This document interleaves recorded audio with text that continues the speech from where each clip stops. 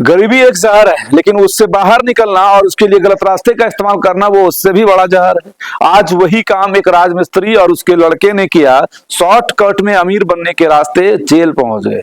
ये कहानी एक ऐसे राजमिस्त्री की है जिसका घर की पूर्णिया जिला के पूर्णियापुर प्रखंड सिंघिया दीवानगंज का श्रीनगर बताया जाता है, जहां पर कि एक राजमिस्त्री और उसका लड़का ये लोग मिलकर एक ऐसे का इस्तेमाल किए, एक ऐसे ऐप्स का निर्माण किए जिसके तहत कि विदेशी डॉलरों का यहाँ पर जो है आना का शुरुआत हो गया। और उसके आने के बाद रातों रात जो है करोड़पति हो गया। और करोड़पति होने के बाद ऑटोमेटिक है कि नेशनल जो ब्यूरो होता है, नेशनल क्राइम कंट्रोल दिल्ली, उस तक ये खबर पहुंच गई कि आखिर अचानक क्रिप्टो करेंसी का ट्रांजैक्शन सीधे यूएस डॉलर से हमारे बिहार और पूर्णिया के इस गांव में कहां तक आ रहा है। जिसके बाद की इन्वेस्टिगेशन आगे बढ़ा, उसके बाद ये पाया गया कि वो एप्स इंडिया में बैन है और उसमें फर्जी तरीका से एक ऐसे ऐप्स को तैयार किया है वो भी राजमिस्त्री के लड़के ने, जिसका नाम दीपक मंडल है राजमिस्त्री, और उसका लड़का है राकेश कुमार जो कि पूर्णिया के श्रीनगर गांव का रहने वाला है। और उनके द्वारा एक ऐसे ऐप्स को तैयार किया गया है, बनाया गया है,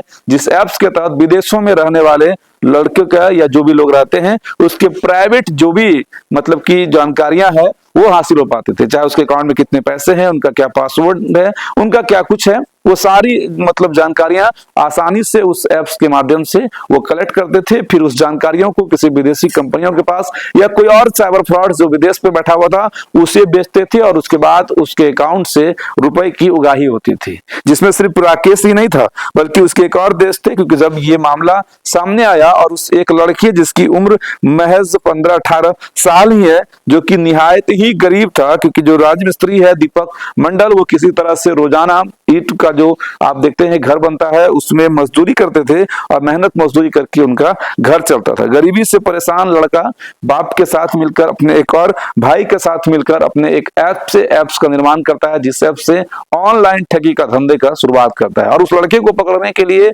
सुपौल के एसपी जो है वो खुद कैम करते हैं। पटना से एनआईए की टीम जो है वो गश्त करती है। मुफस्सिल थाना पूर्णिया का एक मुफस्सिल थाना के पुलिस के द्वारा उन्हें घर से उठाया जाता है। उसकी उस निशानदेही पर अरेराज से उसके एक और दोस्त जिसका नाम रोहन पांडे है उन्हें भी गिरफ्तार किया जाता है। और जब उनके अकाउंट खंगाले जाते हैं तो किसी अकाउंट में 2 करोड़, किसी अकाउंट में 1.5 करोड़, किसी अकाउंट में 80 लाख, इस तरह से कई अकाउंट्स में अलग अलग पैसे की उगाही वाली जो रिकॉर्ड है वो फाउंड होता है। उसके अलावा 10 एटीएम कार्ड, 7 नगद, 1.5 लाख और लैपटॉप्स कई बातें हैं। और जब पुलिस उनके घर पर जाती है तो एक वार रूम बनाया जाता है जिसमें कई सारे लैपटॉप्स, कई सारे सिस्टम्स जो है वो लगे हुए थे। और इस तरह की जो गतिविधियां हैं वो आसपास के कई लोगों को बिल्कुल भी भनक नहीं थे। लोगों से मिलना जुलना ही नहीं होता था। लोग को लगता था कि पूरे शांत स्वभाव का ये लड़का राकेश अपने पढ़ाई लिखाई में या फिर ऑनलाइन का आजकल जमाना है और उस ऑनलाइन की दुनिया में बिजी रहता है। लेकिन वो ऑनलाइन की आड़ में